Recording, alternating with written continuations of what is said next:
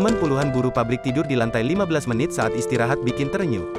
Bekerja dimanapun tempatnya pasti melelahkan, saking capeknya para buruh pabrik terhadap memilih tidur di sela-sela waktu istirahat. Video tersebut diunggah TikToknya Maya 889. Dalam rekaman itu terlihat puluhan buruh pabrik perempuan tidur di lantai. Mereka tidur di lantai pabrik dengan alat seadanya atau ada juga yang tanpa alas bantal tidur untuk sandaran kepala pun seadanya. Apa saja yang mereka temukan pada buruh pabrik yang memakai bantal botol air mineral maupun keranjang produksi. Mereka tampak lelap tertidur meskipun beralaskan lantai dingin. Waktu tidurnya pun hanya 15 menit saja. Dengan waktu singkat itu mereka memanfaatkan benar-benar untuk beristirahat. Video tersebut sudah ditonton sebanyak 552,2000 kali. 3 itu menarik perhatian warganet untuk menuliskan tanggapan mereka di komentar.